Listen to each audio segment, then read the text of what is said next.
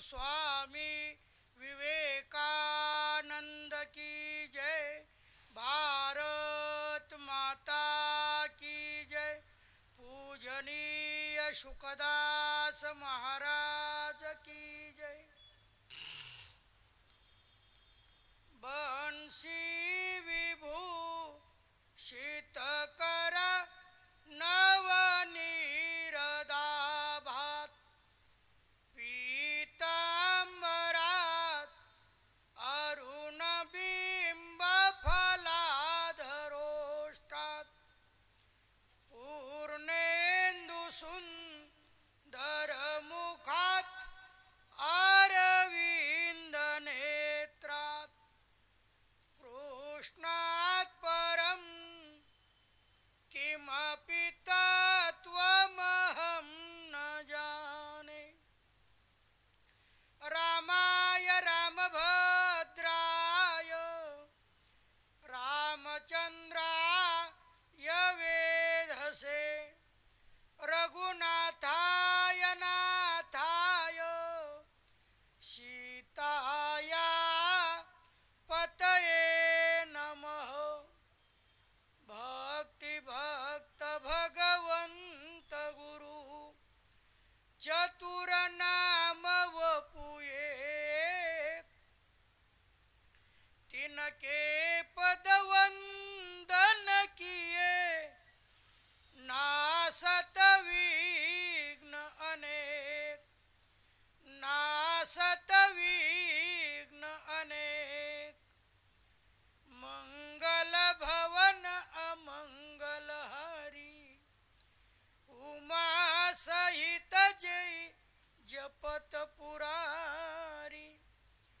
श्री राम मैं सब जग जानी करहु प्रणाम जो जुग पानी।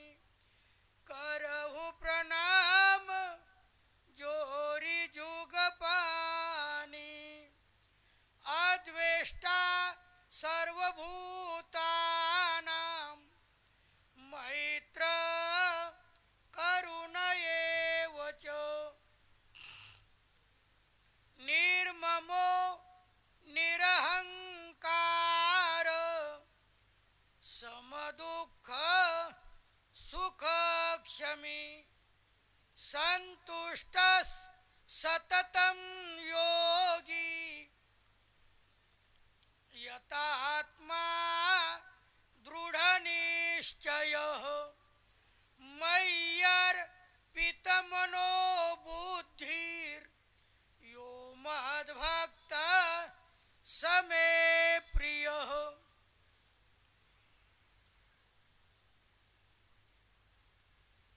परम पूज्य स्वामी श्री सुखदासजी महाराज द्वारा संस्थापित या विवेकानंद आश्रमामध्ये परम पूज्य महाराज श्रींच्या या समाधी सोहळ्याच्या निमित्तानं आयोजित केलेला हा त्रिदिवसीय महोत्सव आणि त्यातील ही दुसऱ्या दिवसाची प्रवचन रूपी सेवा माझ्याकडे आज्ञेनुसार आलेली आहे। काल आपण महाराजांच्या अनुभूतीतील नेमकाच सज्जन सिंग राजपूत यांनी गायनही केलं। संत संगतीने झालो मी सावध त्या अभंगाचं चिंतन केलं आणि त्यानंतर आपण श्रीमद भगवद गीता 12वा अध्याय आणि गीतेमध्ये ज्ञानयोग कर्मयोग ध्यान योग भक्ती योग पण ध्यान योगामध्ये कमी त्यामध्ये वर्णन केलं पण भक्ती योग या तिन्ही योग भगवंतानी गोड अशा प्रकारचं निरूपण या श्रीमद भगवद्गीतेमध्ये केलेलं आहे. काल संतोष बापूंनी सहज मला फोन करून म्हणे शास्त्रीजी फारच गोड हो, म्हणलं या अध्यायाचं नावाचे भक्तियोग. आणि हा भक्तियोग आणि याचं कारण एक असं, मला आजही तो एक प्रसंग आठवतो. मी अनेक वेळा सांगितलेला आहे.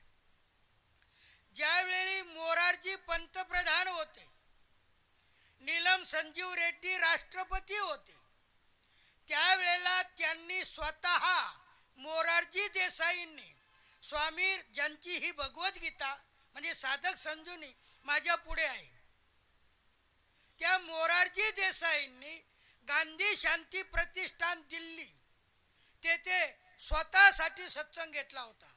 आणि मला प्रसंग चांगला आठवतो. जगज्जीवनराम राष्ट्रपती हे तिघोच्या तिघ प्रोटोकॉल वगैरे गिरेसर कठीण आहे, प्रसंग आठवतो. आणि स्वामीजीच्या तो सत्संग स्वतःसाठी प्रसंग का आठवला, त्यावेळेला मालपाणी सर स्वामीजींनी याच 12व्या अध्यायावर भक्तियोग नावाचा गोड ग्रंथ लिहिला पूर्णपणे याच्या. आणि तो ग्रंथ मोरारजींना त्यावेळेला त्यांनी तो भेट दिला. बाकीचा प्रश्न मला सांगायचा नाही. म्हणजे खऱ्या अर्थानं भगवद्गीता असा ग्रंथ आहे की काल वाघ महाराजांनी सांगितलं, दिने दिने नवम नवम. तुम्ही जितक्या वेळेला समुद्रामध्ये गोते माराल, डुबकी माराल, तितक्या वेळेला नवीन नवीन रत्न तुम्हाला प्राप्त होतात. आणि स्वामीजीच्या सहवासामध्ये आम्हाला गीतेच्या या चिंतनामध्ये अनेक वेळा अनेक श्लोकावर अनेक शब्दावर अनेक प्रकारचे भाव आपोआप सहज प्रगट होत होते. हे उदाहरण का सांगतो, आणि त्यातल्या त्यात भगवद्गीतेमधील हा भक्तियोग अतिशय गोड अध्याय. काल आपण याला आरंभ केला होता. मी त्याची पूर्व पीठिका थोडक्यात आपल्या समोर ठेवली होती की अर्जुनानं भगवंताला प्रश्न केला. आता याचा 2 मिनिटं उहापोह करून मूळ विषयावर येतो की सगुण भक्त श्रेष्ठ का निर्गुण भक्त श्रेष्ठ. 12व्या अध्यायाच्या पहिल्या श्लोकामध्ये त्याचं उत्तर भगवंतानी दुसऱ्या श्लोकात दिलं, मयी आवेश्य मन आणि श्रद्धया परया उपेता. दुसरा श्लोक. मग श्रद्धेने युक्त जर तो माझी उपासना करतो असा सगुण भक्त त्या दोघांमध्ये श्रेष्ठ आहे. मग प्रश्न निर्माण झाला, मग निर्गुण भक्त श्रेष्ठ नाही का? मग त्याचं उत्तर भगवंतानी 3ऱ्या आणि 4थ्या श्लोकामध्ये दिलं.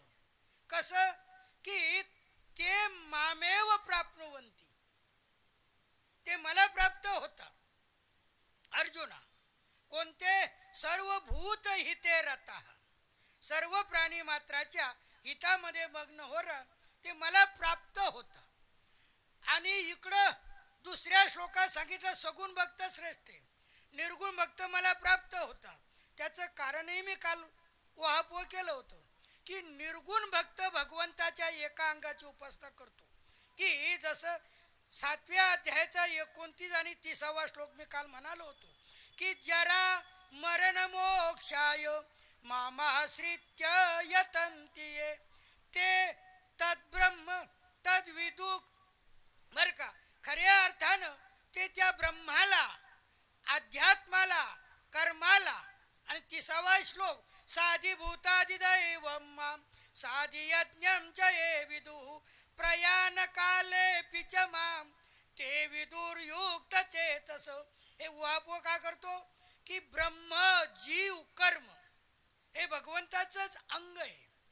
आणि अधिभूत, अधिदैव आणि अधियज्ञ हे 6 अंग, यामध्ये निर्गुण फक्त एका अंगाची उपासना करतो म्हणजे ब्रह्माची. पण सगुणाचा जो उपासक आहे भगवान म्हणता अर्जुना, तो पूर्ण भगवंताच्या अंगाची उपासना करतो म्हणून तो श्रेष्ठ आहे. मग प्रश्न निर्माण झाला की मग निर्गुणाची उपासनाच का करू नये. त्याचं उत्तर 5व्या श्लोकामध्ये क्लेशो धिकतरस्तेषा मव्यक्ता सक्त चेतसा अव्यक्ता हि गतिर्दुःखम देहवत भीरवाप्यते.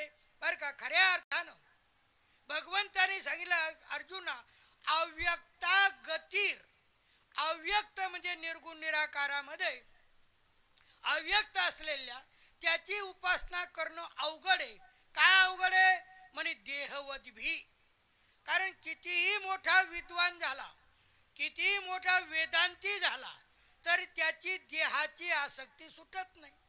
आणि देहाची आसक्ती सुटत नसल्यामुळं सहज रूपानं तो देहाभिमानामुळं पाहिजे त्या निर्गुण उपासनेमध्ये तो पूर्णपणे त्यामध्ये गुंतून घेऊन प्राप्त करू शकत नाही. मग 6व्या आणि 7व्या श्लोकात सहज रूपानं भगवंतांनी अर्जुनाला सांगितलं, तू काय कर, मग सगुण उपासक हो. ये तू सर्वानी कर्मानी, मग सर्व कर्म मला अर्पण करून सगुण उपासक हो. आणि मग मी काय करतो ते 7व्या श्लोकात, तेषामहं समुद्धर्ता मृत्यू संसार सागरात भवामी नचिरात पार्थ मय्यावेशी तचेतसाम. या पूर्ण सर्व श्लोकाचं सार भगवंतानं अहम तेषाम उद्धरता भवामी. हे अर्जुना, असा जो सगुण भक्त आहे ना, त्याचा मी उद्धार करणार होतो. पण कसा? फार गोड शब्द आहे. आमचे स्वामीजी, मी तर अनेक वेळा म्हणालो, मला ही चुटकी वाजवता येत नाही राजू. चुटकी यू, स्वामीजी म्हणायचे यू, त्याचा उद्धार यू म्हणजे चुटकी सरसा त्याचा. पण कोण? जो मै मना आवेशित, ज्यानं मन माझ्यामध्ये अर्जुना लावलेलं आहे, असा जो माझा भक्त आहे ना, तो यू अचिरात, त्याला वेळ नाही लागत. तेषामहं उद्धरता संभवामी, त्याचा मी अर्जुना उद्धार करणार आहोत. गोडप्रमाणे आता इथं माऊलीने सुद्धा खूप गोड चिंतन दिले, पण वेळेअभावी उदाहरण देऊन सांगतो. कसं? निर्गुण भक्त जो आहे ज्ञानेश्वरीमध्ये फार गोड त्याचं ते सहज रूपानं फोटोसह वर्णन केलेलं आहे की हा भवरूपी संसार सागर आहे आणि यात तरुण जायचं ना. मग तो ज्ञानयोगी काय आहे? स्वतःच्या बळावर पोहून हा समुद्र पार करायचा प्रयत्न करतो. मग तो पार करत असताना अनेक प्रकारचे मगर, आपले ईश्वर वगैरे नाही बरं का, ते आडनावाचे नाही, जलचर प्राणी, अनेक प्रकारचे प्राणी काय करतात? त्याला, त्या पोहणाऱ्याला त्रास देतात. मग हे जलचर प्राणी कोण आहे? काम, क्रोध, लोभ, मोह, मद, मत्सर. हे जे प्राणी आहे, जो स्वतःच्या बळावर भवसागर तरुण जाण्याचा प्रयत्न करतो, त्याला हे अडकवतात, त्याला गिळंकृत करायला पाहतात. आणि त्याच्यामुळं कधी कधी मग इच्छा आहे मोठमोठ्या अनेक वेळा उहापोह केलेला आहे की सर्व मुंड भये संन्यासी, सगळं करून संन्यासी व्हायला जातात. काल वाघ महाराजांनी गोड विवरण केलं. पण तेथे जाऊ नये मोठमोठाले मंदिर आणि मस्जिद, हे मोठमोठाले आश्रम तयार करू. अरे बाबा, तिकडे जर आश्रम तयार करायचे होते, हा संसार कशाला सोडा? मग हा चांगला नव्हता का? असोन ही संसारी, अरे हे चांगलं होतं ना, मग हे काय सोडलो? पण का ही जी इच्छा आहे, ही इच्छा सोबत घेऊन गेला. इच्छा तशीच ठेवली. इकडे मुलाबाळाचा संसाराचा त्याग करताना दिसला, पण ती त्यागाची वृत्ती संपली, ती सोबत नाही राहिली ना, संसाराची इच्छा सोबतच राहिली. कशी? मी अनेक वेळा उदाहरण दिलेलं आहे कीर्तनकार मंडळीचं.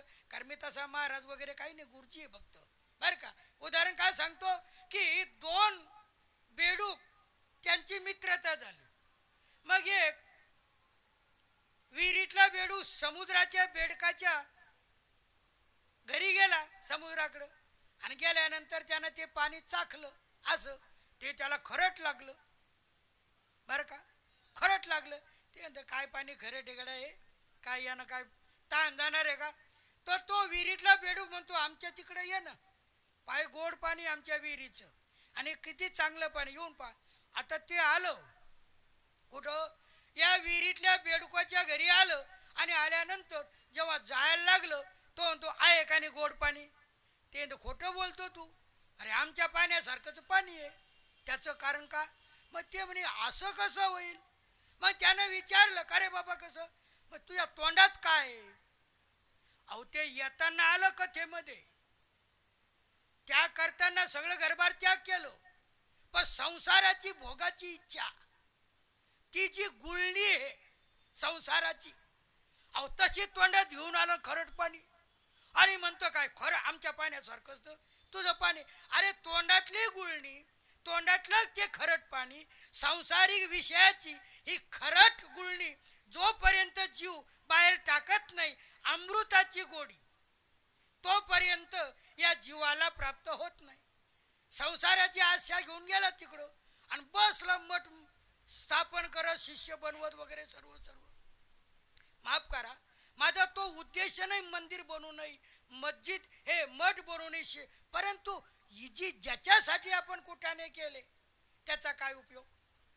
हे सर्व का सांगतो, विषय कुठून चालला माणसाला माहीत पाहिजे की आपण रस्ता कुठून सोडा मग पुन्हा तिथं परत आलं पाहिजे.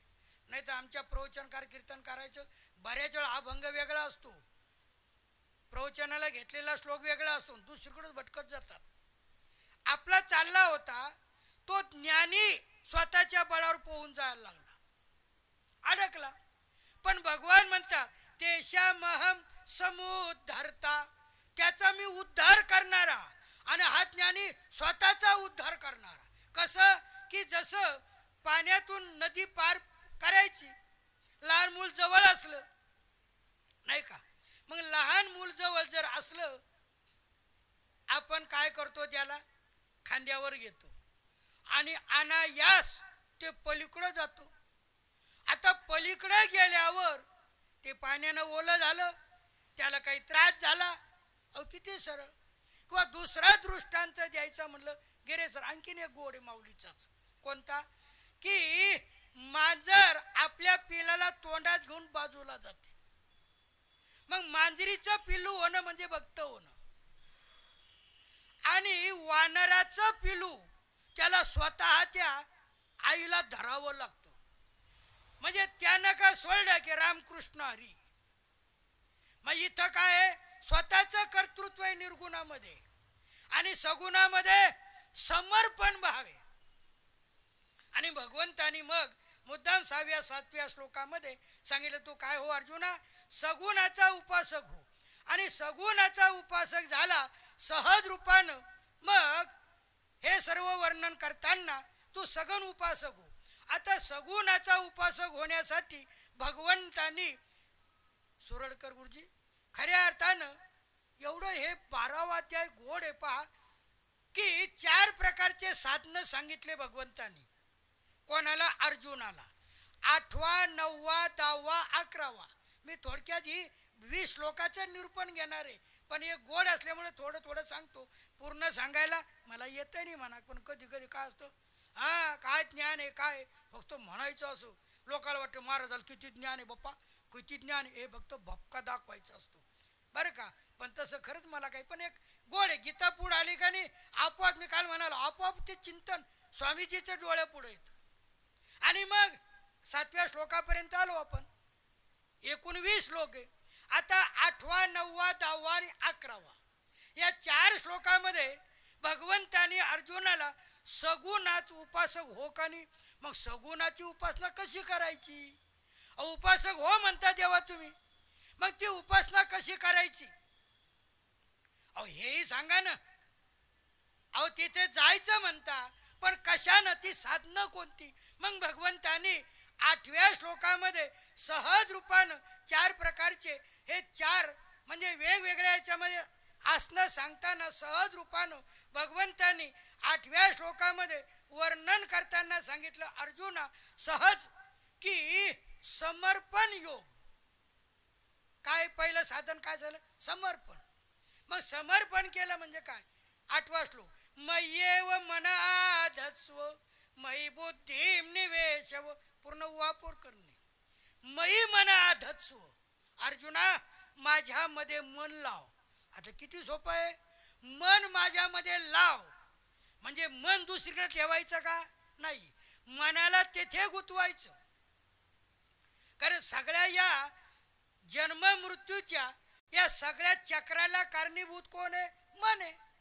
मग तू सगुण उपासक हो. मग सर्वप्रथम काय, मन एव मनुष्यानाम कारणम बंध मोक्षयो. बंध आणि मोक्ष, जीवाला भवसागरातून या बंधनातून मुक्त व्हायचं का, मग हे मोक्षचे, हे मनच आहे. मी तर अनेक वेळा सांगायचो, स्वामीजीचं गोड उदाहरण आहे. मन कसं आहे की रे सर, की चांगली गाडी, तिचा तुम्ही टॉपचा गेअर टाकला तेवढ्या वेगाने ती पुढे जाते. कारण आपल्या दोघाकडे गाड्या होत्या बरं का, त्यामुळे आपल्याला गेअर माहिती आहेत. आणि तो रिव्हर्स गेअर टाकला मागचा की त्या वेगाने ते काय करतो, पळत. मनाला तुम्ही रिव्हर्स गेअर म्हणजे संसार आणि टॉपचा गेअर म्हणजे परमार्थ भक्ती मार्ग. या भक्ती मार्गात तुम्ही टाकलो, अहो असं उधळतं ते. तुम्ही पहा ना, आळंदी पंढरपूर वगैरे किंवा वृंदावन वगैरे या ठिकाणी तुम्ही पहा काय गोड आहे, काय आनंदी आनंद आहे. उदाहरण काय सांगतो की हे मन आहे, या मनाला तुम्ही जेवढ्या गतीनं तिकडे लावाल त्या, कारण मन विचित्र आहे ना, ते स्थिर नाही बसू देत. त्याचा स्वभाव आहे, त्याला काही ना काही काम पाहिजे. काय पाहिजे, काम पाहिजे. जर त्याला काम नाही दिसलं ना, खाली दिमाग शैतान की खोपडी, ते काही ना काही उठपटांग करू शकतं. मी अनेक वेळा हे उदाहरण दिलं होतं. कोणतं, गीते चिंतनामध्ये. आता बरोबर लहाने गुरुजी वगैरे आमचे जुने साथी बरीच मंडळी गीता चिंतनाची इथं बसलेली. कोणतं उदाहरण, एक मनुष्य डबा घेऊन दोर संडासला जायचा, पाणी टाकायच्या झाडाला, त्यातून भूत प्रगट झालं, त्याने सोबत येतो, आलो. ते म्हणे पण एक आहे, मी जे मला काम पाहिजे. ते म्हणे ठीक आहे. ते म्हणे कर हा विवेकानंद आश्रम झाडून. चटकन त्यानं फू केलं आणि जाळला. सांग काम, नाही तर खाणार तुलो. ते घाबरलं आणि घाबरल्यामुळं झालं काय, त्याला वाटलं काय करावं. पण तेवढ्यामध्ये येवले शास्त्री भेटले त्याला, रामकृष्ण हरी माऊली. कोण आलं, त्या साधक आलं. ते भूज्य प्रसन्न झालं ना.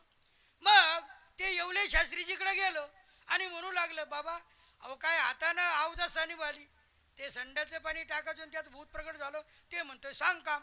त्याने काय हरकत नाही, तू तुझ्या घरापुढे एक बांबू वेळूर रो खाली, आणि त्याला सांगायचं वर चढ खाली उतर, खाली उतर आणि वर चढ. जेव्हा मला वाटेल तेव्हा मी तुला सांगेल, ये इकडं हे काम कर.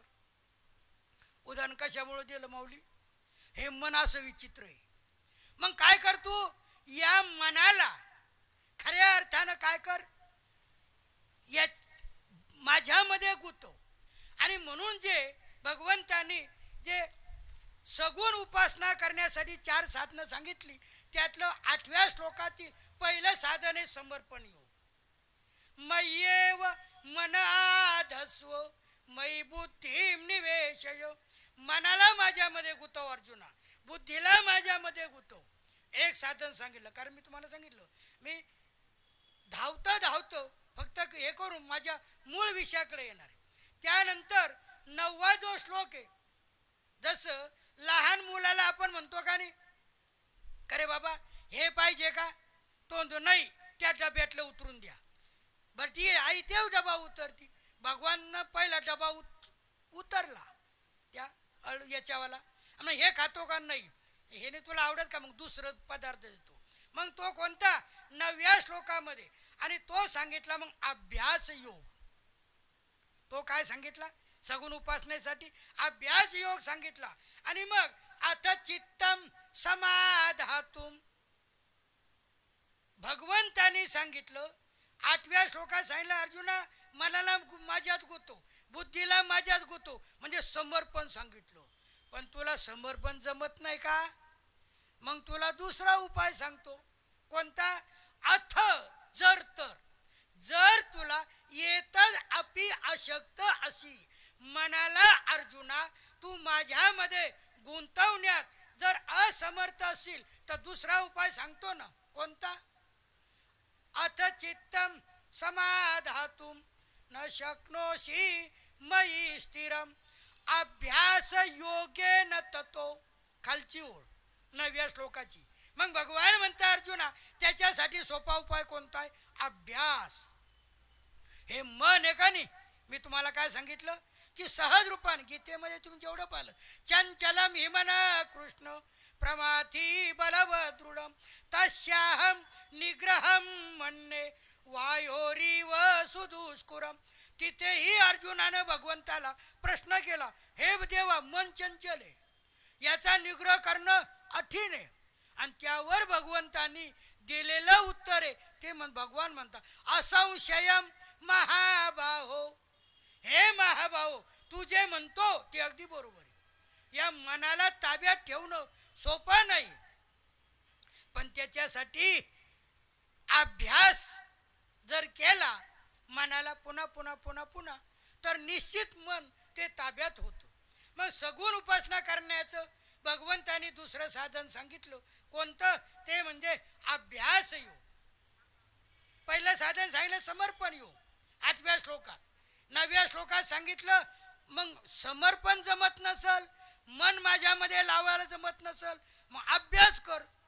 आता ते म्हणते अभ्यास बी सोपा नाही ना हो. मन जर बसलं, मी अनेक वेळा वाप करतो की आपण एखादा ग्रंथ घ्या, हरिपाठ. काल वाघ महाराजांनी फार गोड निरूपण केलं देवाचे द्वारे. अरे स्वयंपाक झाला का? नाही. अरे ते वासराला पाणी पाजलं का? त्याने मुक्तिचारी. वासराला पाणी पाजलं त्याने मुक्तिचारी. म्हणजे इकडं हरिपाठ सुरू आहे पण मन भलतंच भटकू राहिलं. मग अर्जुन म्हणतो देवा का हो, अभ्यास करणं काही सोपं नाही बा. अरे का हे अभ्यास करणं सोपं नाही. मग सहज रूपानं भगवंताला वाटलं मन माझ्यात लाव, हे याला जमून नाही राहिलं साधन. मग म्हणतो अभ्यास कर. ते म्हणते नाही. ते युवराश्रमला 4 वाजता येवले शास्त्री थोट्टे शास्त्री उठवायला यायचे, त्याच्यामुळे मी तिथं काही राहत नाही, अभ्यास काही करत नाही. मग भगवान म्हणता बरं ठीक आहे अभ्यास आहे बर का. मग तिसरं साधन माऊली 10व्या श्लोकामध्ये अभ्यासेप्य समर्थोषी मत्कर्म परमो भव मदार्थ मपिकारवाणी कुर्वन् सिद्धी मवाप्स्यति. भगवंतानी सगुण उपासनेचं तिसरं साधन सांगितलं अर्जुना. कोणतं? अभ्यासे अपि असमर्थ अशी. पहिलं साधन समर्पण, दुसरं साधन अभ्यास, आता तिसरं साधन भगवान म्हणतात अर्जुना काय कर, सहज रूपानं भगवत अर्थ मदर्थ.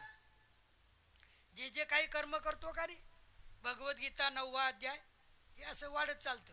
यत करोषि यदश्नासि यत जुहोषि ददासि यत तपस्यसि कौन्तेय तत् कुरुष्व मदर्पणम. भगवंतानी त्या ठिकाणी त्या श्लोकामध्ये सांगितलं यत करोषि यद अश्नासी यद जुहोषि यद पश्यसी ददासी. म्हणजे जे जे काही कर्म बरं का तू करतो ना ते कर्म कर, पण ते कर्म करत असताना ते मत अर्पणम कुरुष्व. ते काय कर अर्जुना? मत अर्पणम. ते मला अर्पण कर. आणि मला अर्पण केलं म्हणजे काय होईल? अहो कोणत्याही प्रकारची तुझी जबाबदारी राहणार नाही. स्वामी रामसुखदासजी महाराज फार गोड सांगायचे की जसं पत्नी समर्पित होऊन पतीला समर्पित होते, मग तेव्हा तिचं स्वतःचं करणं काही शिल्लक राहत नाही. ती सगळी जबाबदारी कोणावर येते? पतीवर येते.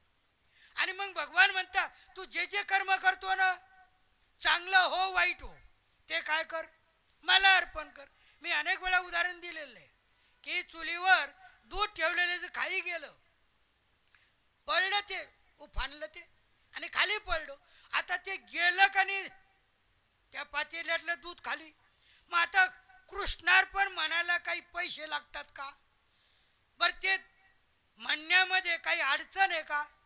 पण तुम्ही माता माऊल्यांचा स्वभाव पहा. यायच्या नांदात न लय चहाचा तडफडा चालला होता ना, जरा दम धरला असता तर दूध वर गेलं. पहा, अरे म्हणणं कृष्णार्पण, अरे ते खाली पडलं ना, आता ते उचलून घेता येतं का गुरुजी? ते काही उपयोगी आहे का? पण कृष्णा गेले सर, अहो ते गेलं ना, नासलं. जे आपलं नाही, जे नष्ट झालं त्यालाही कृष्णार्पण म्हणायला जीव तयार नाही. शिव्या देऊन त्या बुवाचा सगळा उद्धार. उदाहरण का सांगतो, पण भगवान म्हणता अर्जुना खरं सांगू का, मदर्थ गीतेमध्ये मदर्थ तदर्थ हे सर्व गोड शब्द आहेत. आणि म्हणून भगवान म्हणता अर्जुना अभ्यासेप्य समर्थोसी मत्कर्म परमो भव. भगवान मदर्थ मपिकारवाणी मदर्थ कर्मानी कुर्वन. हे अर्जुना तू माझ्यासाठी जर कर्म केले तर सिद्धीम अवाप्नोशी. तू सिद्धी म्हणजे त्या सगुण स्वरूप असलेल्या परमात्म स्वरूपाला तू प्राप्त होशील. मग त्या स्वरूपाला अर्जुना तू प्राप्त होशील. आणि म्हणून तिसरं साधन सांगितलं मदर्थ, अर्थात भगवत अर्थ कर्म करायचे. पहिलं साधन 8व्या श्लोकात समर्पण, 9व्या श्लोकामध्ये अभ्यास योग सांगितला, तिसऱ्या 10व्या श्लोकामध्ये माझ्यासाठी कर्म करणार हो. तरी अर्जुन हिलिंग ना डुलिंग, तरी अर्जुनावर काही परिणाम नाही. देवाला वाटलं हे झोपलं का, उठून पाहिलं इथं जागीच होतं, तरी हे उत्तर का देत नाही. मग भगवंतानी पुन्हा सहज रूपानं सगळ्यात सोपा उपाय सांगतो. 11व्या श्लोकामध्ये अथई तदप्यशक्तोषी कर्तुम मद्योगमाश्रितो सर्व कर्म फल त्यागम तत कुरु यतात्मवान. भगवंतानी 11व्या श्लोकामध्ये सगुण उपासनेचं 4थं साधन सांगितलं.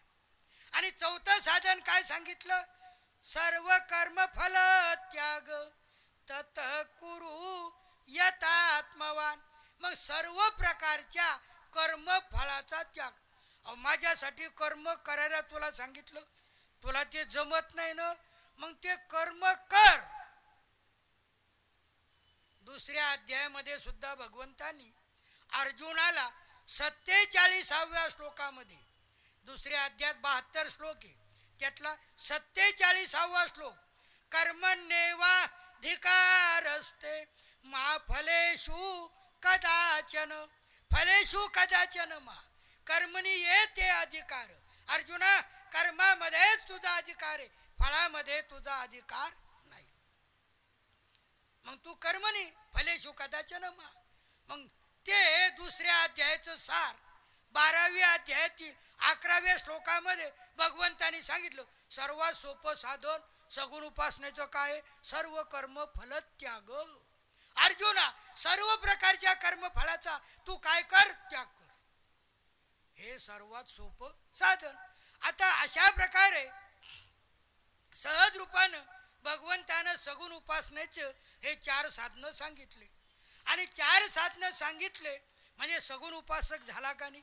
मग पुढं 12व्या श्लोकामध्ये सांगितलं अर्जुना खरं सांगू का, श्रेयो हि ज्ञानम अभ्यासात ज्ञानाध्यानम विशिष्यते ध्यानात कर्म फल त्याग त्यागाच्छांती रनंतरम. बरं का की कर्मापेक्षा ज्ञानयोग श्रेष्ठ, ज्ञानयोगापेक्षा ध्यानयोग श्रेष्ठ, आणि सर्वात श्रेष्ठ काय, त्यागाच्छांती रनंतर, त्याग सर्वश्रेष्ठ. आता हे सर्व चिंतन सांगत असताना मग अशा साधनाने तू सगुण उपासक हो. आणि मग असा आता मूळ विषयावर येतो. तुम्ही म्हणताल मग आतापर्यंत काय सांगत बसले हो, अजून मूळ विषयच नाही आला. अहो गीता ग्रंथच एवढा गोड आहे, एका श्लोकात जर तुम्ही अमृताचा एक थेंब घ्या किंवा गडवा भर घ्या, त्याच्यात काही फरक राहणार आहे का, नाही. म्हणे गडव्यामध्ये अमृत. ते मी भागवत चिंतन सांगताना बऱ्याच वेळेला तो प्रसंग आपण आश्रमामध्ये अनेक वेळा, खरंच अहोभाग्य आहे की भागवताचे 2-3 आवर्तन महाराज श्रींच्या समाधीजवळ या महाराजांनी करून घेतले. त्यातला एक गोड प्रसंग कोणता, की ज्या वेळेला दैत्याने ते अमुद्राचा गडवा घेऊन पळाले. आता देव लागले म्हणे देवा एवढे कष्ट केले, ते म्हणतून आमचे हात पाय कसे लाल झाले, अमृत मिळालं आणि ते दैत्य घेऊन पळाले ना. भगवान म्हणता मै हो ना, तुम्ही घाबरता कशाला. देवानं मायाविले मला मूळ एका मिनिटात सांगायचं पुढे चाल. देवानं बरोबर मोहिनीचं रूप घेतलं आणि दैत्यांना आणि देवांना, उदाहरण काय सांगतो काळजीपूर्वक का, देवांना दैत्यानं 2 रांगा केल्या आणि दैत्यांना देव म्हणतात. दैत्य एक सांगू का, आता ही देवाची जी रांग आहे ना, मला असं वाटतं वरचं पतलं पतलं अमृत यायला देऊन टाकावं, मग खालचं घट्ट घट्ट. आपली माऊली शास्त्रीजी फार गोड शब्द, घट्ट घट्ट, ते खालचं घट्ट घट्ट अमृत आहे ना, मग ते तुम्हाला देतो. अहो ते बिनडोक ना दैत्य, ते हा देवा खरं तुमचं बरोबर आहे, घट्ट घट्ट अमृत आम्हाला द्या आणि पटलं पटलं वरचं काय करा या देवाला द्या.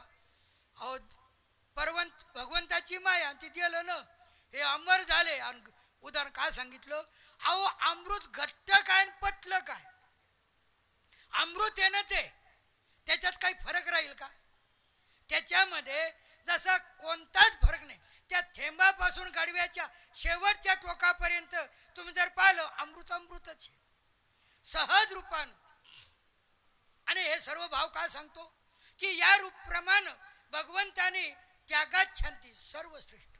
मग या 4 साधनांनी युक्त जो माझा सिद्ध भक्त आहे बरं का. आपला विषय कशामुळे चालला की सर्व उहाप, कारण मला खऱ्या अर्थानं माऊली भक्ती योग घ्यायचा होता. मी तुम्ही येण्याच्या पूर्व सांगितलं मोरारजी देसाईंचं आणि आपण जे सोबत होतो नीलम संधी वगैरे, तेव्हा स्वामीजींनी भक्तियोग नावाचं याच्यावरचा ग्रंथ मोरारजी, नेमकं तुम्ही येण्याच्या अगोदर मी श्रोत्यांना वर्णन करून सांगितलं. म्हणून हे भक्तियोग फार गोड आहे. आणि हा 12वा अध्याय एवढा गोड आहे, तुम्ही जेवढं चिंतन कराल. आणि त्यातल्या साधक संजीवनीचं, संजीवनी नाही अमृत आहे ना, अमृताची वल्ली आहे ना साधकासाठी. संजीवनी म्हणजे अमृताची वल्ली आहे ही साधक संजीवनी. म्हणून तुम्ही याच्यात जितक्यात बुडी माराल तितक्या वेळेला तुम्ही किती डुबकी मारली नाही का. अहो या खात्या म्हणे मला मरायचं म्हणून गेला आणि उडी मारली. श्रीकिसन मिस्त्री कशात, त्या अमृताच्या विहिरीमध्ये. उडी कशात मारली, अमृताच्या विहिरीमध्ये उडी मारली. सांगा किती वेळात मरल तो. उडी कशात मारली नाही का. विहीर कशाची, अमृताची. अमृताच्या विहिरीत उडी मारल्यावर म्हणे बुडात गेला. हो बुडाला मेला. डोकं ताळ्यावर आहे का. अरे ती अमृत आहे ना, अमृताची विहीर आहे नाही का. असं मूळ विषयाकडं, कारण उदाहरण काय सांगितलं आपला विषय सहज रूपानं की 12वा अध्याय गोड भक्ती योगी. आणि म्हणून येतपर्यंत 12व्या श्लोकापर्यंत आपण सूक्ष्म चिंतन करत सहज रूपानं. आणि म्हणून आता या 4 साधनांनी युक्त 8व्यामध्ये समर्पण, 9व्यामध्ये खऱ्या अर्थानं अभ्यास, 10व्यामध्ये भगवद अर्थ कर्म आणि 11व्यामध्ये सर्व कर्म फलत्याग, या 4 साधनांनी युक्त जो सिद्ध भक्त आहे तो भगवंताने, कारण हे 4 साधनं केले म्हणजे भगवंताचा अतिशय जिवलग बर का, जिवलग भक्त तो होतो. मग अशा या आता इथं खरं सुरू होतं माझं चिंतनासाठी घेतलेला हा 13वा श्लोक.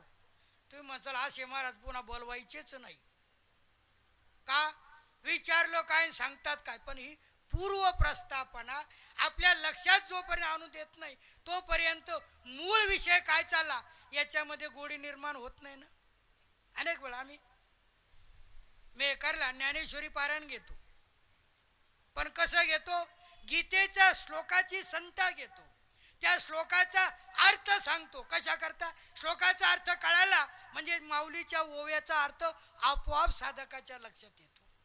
आणि तीच माझी नेहमीच्याला एक स्वभाव बनलेला, वृत्ती बनलेली.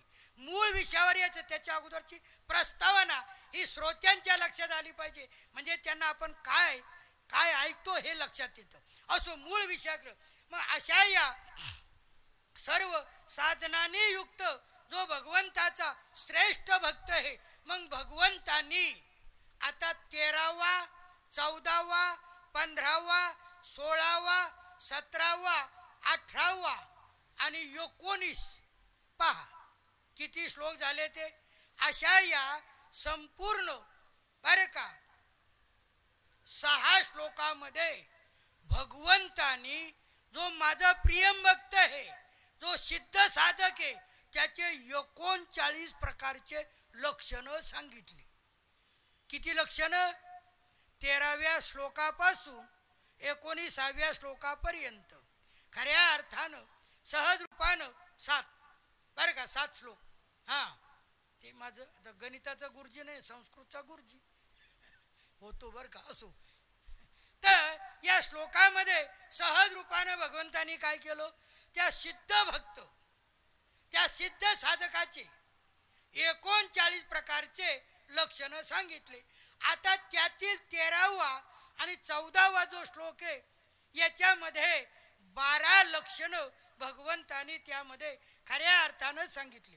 13वा आणि 14वा जो चिंतनासाठी अद्वेष्टा सर्वभूतानां मैत्र करुण एवच निर्ममो निरहंकार समदुःख सुख क्षमी संतुष्ट सततं योगी यतात्मा दृढ निश्चय मय्यर पितमनो बुद्धी यो महद्भक्त समे प्रिय.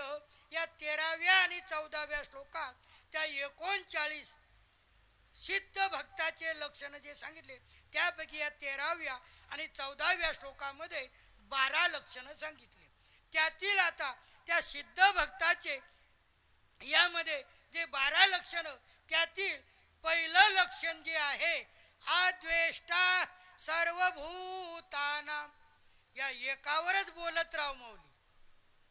एकच लक्षण पहिलं कोणतं? सर्वभूतानां अद्वेष्टा. त्यानंतर सर्वभूतानां मैत्र, सर्वभूतानां करुण, सर्वभूतानां निर्मम, बरं का, आणि निरहंकार. हे स्वतःमध्ये सहज रूपानं सर्वभूतानां अद्वेष्टा. कारण तो जो साधक असतो, सिद्ध भक्त, या लक्षणांनी युक्त खऱ्या अर्थानं त्याच्या अंतःकरणामध्ये प्राणी मात्र सहज रूपामध्ये जेवढे काही जग जेवढे काही चर अचर, जेवढी काही सृष्टी असेल, त्या सर्व प्राणी मात्रामध्ये तो प्रभूलाच व्याप्त पाहतो. भगवंतच जिथं पाहे तिथं, जसं मी चिंतन सुरू करण्यापूर्वी शिय राममय सब जग जानी करऊ प्रणाम जोरी जुग पानी. तुळशीदासजी प्रत्येक स्त्रीमध्ये सीतेला पाहत होते, प्रत्येक पुरुषामध्ये प्रभू रामचंद्राला पाहत होते. त्याप्रमाणे या सिद्ध भक्त आहे तो, त्याचं पहिलं लक्षण कोणतं आहे? सर्वभूतानां अद्वेष्टा. सहज रूपानं तुळशीदासांनी सुद्धा निज प्रभुमय देखई, बरं का, जगत केऊ सन कई विरोध, बरं का, केही सन कर विरोध. निज प्रभुमय देखई जगत, निज प्रभुमय देखई जगत. निज प्रभू, निज म्हणजे झोपायचं नाही बरं का, निज म्हणजे स्वप्रभूलाच संपूर्ण जगतामध्ये तो सिद्ध भक्त भगवंताला काय करतो? सर्व ठिकाणी पाहतो. मग केई सन कर ही विधो शियावर राम, नाही का माऊली? या स्वामीजी सोबत होतो मालपाणी सर, आम्ही आजही आठवतो रामचरित मानसचा पाठ. शियावर रामचंद पद जय शरणम, राम जय सिया राम, जय जय सिया राम, जय सिया राम, जय जय सिया राम. हरिहर निंदा सुनई जो काना, होई पाप गोघात समाना. गोड चौपाया तुळशीदासाच्या रामचरित मानस मध्ये ढालेगाव असो, कुठं उत्तर हिंदुस्थान असो सहज का आठवलं? निज प्रभुमय देखई जगत. संपूर्ण जगामध्ये तो भगवंतालाच पाहतो. मग केई सन करई विरोध, मग भगवंत सर्व ठिकाणी तो व्यापलेला आहे. मग अशामुळं तो कोण्या ठिकाणी कारण परमात्ममयच आहे. सर्व ठिकाणी काय आहे, तो परमात्माच परमात्मा परिपूर्ण रूपानं भरलेला आहे. मग मग तो परमात्माच जर सहज रूपानं सर्व ठिकाणी भरलेला आहे, मग तो इतर ठिकाणी कोणाला कसं काय पाहिजे. मग जे जे भेटे भूत ते ते मानिजे भगवंत. जे काही सृष्टीमध्ये असेल ते सर्व परमात्ममयच आहे. मग कोणी असो, मी अनेक वेळा उदाहरण दिलं गीते चिंतनात. जसं कालचं जे कीर्तन होतं वाघ महाराजांचं, माऊली आणि नामदेव महाराज नाही का तीर्थयात्रेला. मग नामदेव महाराज ते तीर्थयात्रेला गेले. उदाहरण नाही, फक्त स्मरण देतो. लोक म्हणे बाबा या भूत बंगल्यात झोपू नका, संतांना तेच पाहिजे जिथं कोणीच नाही जात, निरंजन नाही का. झोपले आणि रात्रीला एक भूत प्रगट झालं, अकराळ विक्राळ आगळं वेगळं. हे अद्वेष्टा सर्व भूताना माऊली बरं का. अकराळ विक्राळ प्रगट झालो आणि ते भूत पाहिलं नामदेव महाराजांनो. आणि नामदेव महाराज साष्टांग दंडवत. कोणाला दंडवत घातला? भूताला. भूताला नाही घातला. निज प्रभुमय देखई जगत. कारण नामदेव महाराजांनी त्या भूतामध्ये काय पाहिलं? पांडुरंग परमात्मा. आणि नामदेव महाराज भले पधारे लंबकनाथ, समचरण सरोजम सांद्र नीलाम. जाऊ द्या, वेळ होईल. पांडुरंगाचं ते सुंदर ते ध्यान उभे विटेवरी, ते रूप भगवंताचं पाहलो. किंवा भंशी विभूषित असे वेगवेगळे रूप पाहिले. पण भले पधारो लंबकनाथ, हे भगवन, अहो हे असं कसं वेगळं रूप आहे, हे पहिल्यांदाच पाहिलो. आणि त्या भूताला नामदेव महाराजानं काय केला? दंडवत घातला. भूताला दंडवत नाही घातला, त्या भूतामध्ये असलेला माझा पांडुरंग परमात्मा आहे त्याला मी दंडवत करत आहे. निज प्रभुमय बरं का देखई जगत. मग अशा प्रकारे सहज पाहिलं म्हणून काय सहज रूपानं किंवा माऊली सहज रूपानं स्वामीजीचा या बाबतीमध्ये गिरेसर एक गोड अभंग. पण कोणाचा आहे तो? कबीरदाजीचा आहे. कैसो खेल रचोरे मेरे लाला. स्वामीजीची आठवण येते. हा जो कबीरदाजीचा अभंग आहे का नाही, जिथ देखू उत तू ही तू, कैसी भूल जगत में डारी, साबत करनी करे करनी कर रहो तू, नर नारी में ये कही कही ये दोय जगत ने दर से तू, बालक होय रोवनो लाग्यो, माता बन पुचकार्यो तू, कीड़ी में छोटा बन बैठो तू, हाथी ही में मोटो तू, होय मगन मस्ती में डोले, महावत बन कर बैठो तू, राजा घर राजा बन बैठो तू, भिकारिया में मागता तू, झे होय झगड़ालू झगड़वाला गयो, फौजदारा में फौजा तू, कैसो खेल रचोरे मेरे लाला, जिथ देखू उत तू ही तू. स्वामीजी पुढचं चरण फार गोड म्हणायचे. देवल में देवता बन बैठो. देवळामध्ये गिरेसर देव म्हणून पांडुरंग परमात्मा म्हणून तूच आहे. देवल में देवता बन बैठो, पूजा में पुजारी तू, चोरी कर जब बाज चोरटो, खोजन करे तो खोजी तू, राम ही करता राम ही मरता, राम ही करता राम ही भरता, सा खेल रचायो तू कहत कबीर सुनो भई साधू. कबीरदासजीचा अभंग आहे. कहत स्वामीजीचं गोड भजन होतं. पहा आम्ही ऋषिकेशला जेव्हा शास्त्रीजीने आम्ही गीता भवनमध्ये राहायचो आणि ते प्रसंग आता मला, कारण उन्हाळ्याचेच दिवस आहे बरं का, म्हणून राम ही करता राम ही भरता सारा खेल रचायो तू कहत कबीर सुनो भई साधू उलट खोज कर पायो तू कैसो खेल रचोरे मेरे लाला जित देखू उत तू ही तू.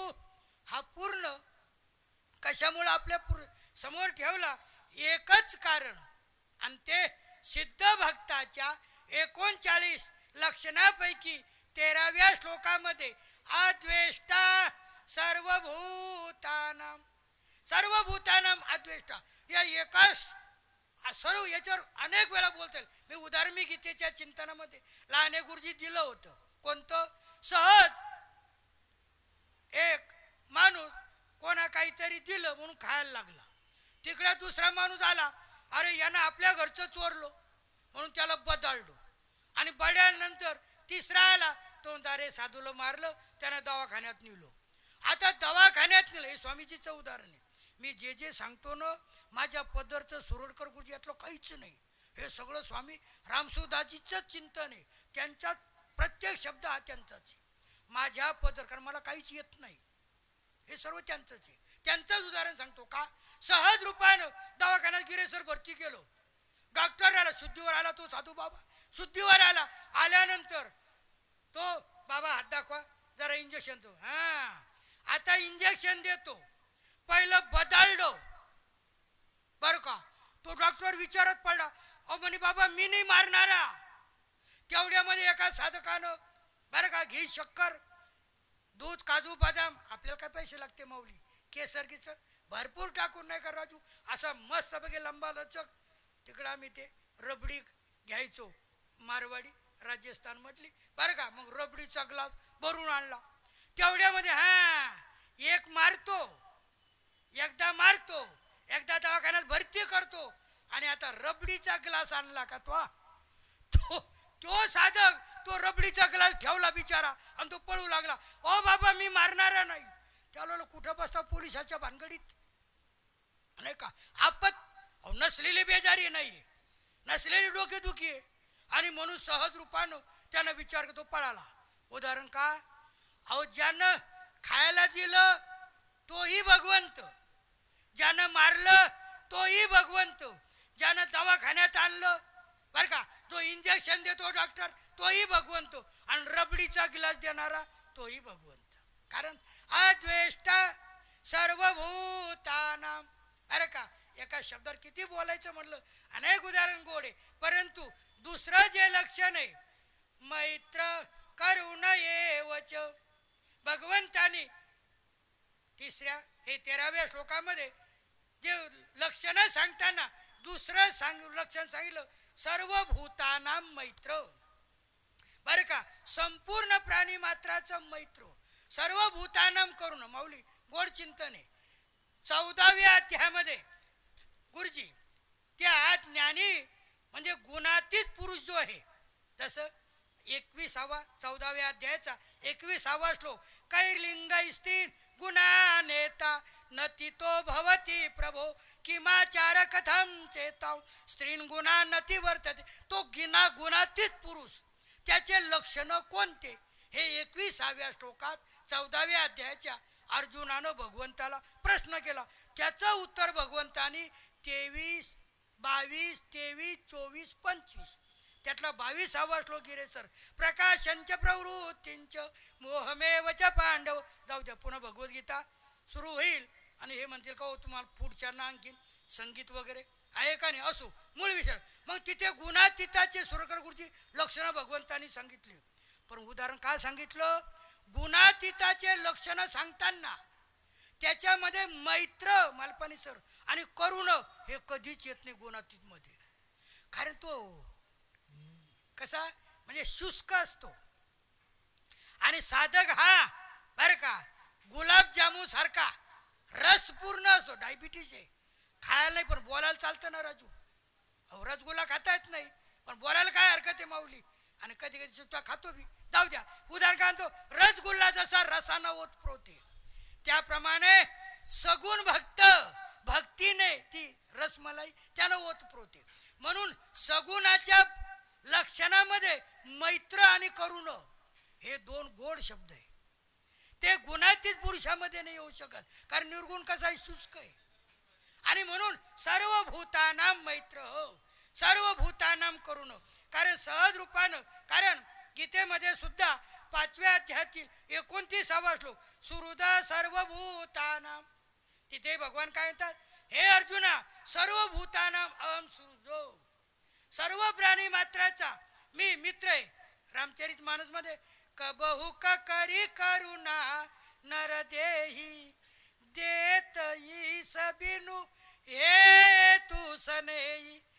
सनेही तो परमात्मा, बिनु हेतू परमात्म्याचा कोणताही हेतू नाही बरं का. अकरुणा करू, काल वाघ महाराजांनी सांगितलं अकरुणा करून नाही का, कोई गोड आहे. सहज रूपाने उदाहरण काय सांगतो, परमात्मा सर्व भूतानां सुहृद. बरं त्याचं जे मित्रता आहे, अहो आपण कोणाला मित्रता करतो तर काही मतलब असल्यानंतरच का नाही. सहज रूपानं मी मागे अनेक वेळा राजू तुला हणम्याचं उदाहरण सांगितलंय शिकवताना. राजस्थान मधला बालपणचा मित्र, त्यानं मला वर्गातून बाहेर नेलं. बापजी आठणं म्हणजे मारवाडीमध्ये बाहेर येता का. आता मला वर्ग सुरू असताना मला पण बाहेर नेलो आणि बाहेर नेल्यानंतर मला म्हणतो, ए पेन में शाही नाको काही पेन में, तेव्हा शाहीचे पेन होते, हे पेन नव्हते. राजस्थानमध्ये मारवाड मुंडवा 10वीतली गोष्ट. मला म्हणतो, बापजी एक पेन में शाही नाको काही. मला हणम्या यान क्या चुकी बात लागे का रे. अरे बरं वाटतं काय, अरे वर्गातून तुम्हाला बाहेर काढलो कायसाठी. बापजी अपमान होवे ना, चुकी बात आहे काही, अच्छो लागे काही, सर्वांच्या समोर शाही मागायचं म्हणजे. जाऊ द्या, मला काय सांगायचं, आपण मित्रता करतो. अहो मी आहेर नेतो का की दुसरा माझ्या घरी आहेर आणेल म्हणून. गुरुजी बरोबर आहे का नाही. आपण जर 2 वेळा आहेर नेला आणि त्यानं जर आहेरच नाही आणला, पुन्हा नेसाल का आपण. आपली मित्रता कशी आहे, हेतू पुरस्पर आहे. आपण कोणावर मित्रता करतो, परमात्मा तशी बर का. हेतू रहित जग जोग उपकारी तुम तुम्हार से वक सुरारी. कारण परमात्मा जो आहे त्याचा किंवा भक्त जो असे भक्ताचाही सर्व प्राण्याविषयी निस्वार्थ बर का आणि स्वाभाविक, कारण निस्वार्थ भाव असल्यावर स्वाभाविक मैत्री आणि दयेचा भाव असतो. अहो दयेचा भाव स्वाभाविक मैत्री का असते, कारण प्राण्याच्या विषयी निस्वार्थानं. कारण यात कोणाकडून काही घ्यायचंच नाही, काही घ्यायचं नसल्यामुळं मग ठीक आहे. स्वामीचं उदाहरण देत नाही मी बरं का, की पण एका मिनिटात सांगतो आणि कथेला याला विराम देतो बरं का. सासू आणि बहू, बहू म्हणजे सून, या दोघीचं राजू भांडण चालायचं दोघीचं. मग चातुर्मास होते, गेले साधूकडं. मग साधूकडं सून गेली, माझे सासूले खट्याळे बाबा, हे काय करते, लय भांडते करते. बरं ठीक आहे म्हणे, हे ताईत बांध मनगाटात आणि मंत्र दिला. काय सासूनं काही बोललो तिला उलटून बोलायचं नाही. त्यानं काही म्हणलं सासूबाई लयच चांगलं बरं का. नंतर सासू गेली, माझी सुनले खट्याळे म्हणे सासूबाई, हे बाबा बरं का तू काय ऐकतच नाही म्हणे. तुम्ही ताईत न्या, गळ्यात बांध हे, आणि तुम्ही गळ्यात बांधा. दोघाले बाबांना ताईत दिलो आणि सांगितलं. माझं उदाहरण नाही, स्वामी रामसुदाजी महाराजाचं उदाहरण नाही, पुन्हा उदाहरण देतो बघा. आणि सासूला काय सांगितलं की सुनानं भाजी तिखट केली, चांगले झाले, थोडस असं तिखट जरा बरं वाटते, खरंच झाले होत असते. काहीच न केलं तर ते चांगलंच केलं म्हणायचं, उलटून काही म्हणायचं नाही. योगायोगानं पुढचा चातुर्मास आला, संत आले आणि सासू आणि सून दोघीही सोबत गेल्या. आणि दोन्ही सोबत गेल्या आणि गेल्यानंतर म्हणे महाराज आपल्या कृपेनं, उदाहरण काय सांगतो काळजीपूर्वक ऐका, हे तुरहित जग जुग उपकारी. संतांचा भगवंताचा कोणताच हेतू नाही बरं का, हेतू रहित. आणि मग ज्या वेळेला संताकडे त्या दोघीच्या दोघी गेल्या आणि गेल्यानंतर मग ते संताला म्हणू लागल्या, बापजी अरे आपल्या कृपेनं आमच्या घरात सगळं आता गोकुळासारखं वातावरण झालं. ते संत म्हणतात, मालपानी सर तुमच्या दोघीच्या मनगटावरचं गळ्याचं तैत काढा बरं. आणि श्रीकिशन मिस्त्रीची तैत काढलो आणि ते तैत गिरे सर तो कागद होता भोजपत्रावरचा, तो कागद काढला आणि त्या कागदावर काय लिहिलं होतं, सासूभाऊ राजी तो साधू को क्या, आणि सासूभाऊ नाराज. कारण हिंदीतली गोष्ट आहे तिकडची, कारण स्वामीजीचं उदाहरण आहे, ते मराठी थोडंच असणार आहे. सासूभाऊ राजी तो साधू को क्या. अहो सासू आणि भाऊ या दररोज चांगल्या गुन्ह्या गोविंदान राहिला, साधूला काय त्याच्यामध्ये. आणि सासू भाऊ नाराज तो साधू को क्या. दररोज भांडल्या तर मला काय घेणं. आलं का लक्षात. ते उदाहरण का दिलं म्हणजे साधूला त्याच्याशी कोणत्याही प्रकारचं काहीही घेणं देणं काही वगैरे त्यांना नसतं, सहज रूपानं. आणि म्हणून हे सर्व सांगत असताना उहापो काय केला, 2-3च लक्षणं झाले गिरे सर, 39 लक्षणं आहेत. थांबताय ना ऐकण्यासाठी, जाऊ द्या 5 मिनिटं शिल्लक घेतले. अद्वेष्टा सर्वभूतानां मैत्र करुण एवच निर्ममो निरहंकार समदुःख सुख क्षमी संतुष्ट सततं योगी यतात्मा दृढ निश्चय मय्यर पितमनो बुद्धीर यो मद्भक्त समे प्रिय. चिंतनासाठी घेतला होता 13वा श्लोक. आणि त्यातले खऱ्या अर्थानं हे 2-3 लक्षणही अजून हे मैत्र करून 1 तासभर चालतंय. पण घाबरू नका, तेवढं मी लांबवत नाही आणि मला येत बी नाही, मग तर म्हणावं लागतं असो. पण मूळ विषयाकडं, आणि माऊली खरं सांगू का, एका लक्षणामध्ये एवढं अटूट भाव आणि हे सर्व स्वामीजींनी भरलेलं आहे. चिंतन करत राहा सहज रूपानं. आणि म्हणून काय की सहज रूपानं हे सर्व काय सांगतो, काल जे चिंतन झालं मालपानी सर ते व्हॉट्सअपवर माऊली अनेकांनी ऐकलं. महाराजांचा जो अनुभूती ग्रंथ श्लोक हे अभंग घेतला होता, अनेकांच्या प्रतिक्रिया त्याच्यामध्ये.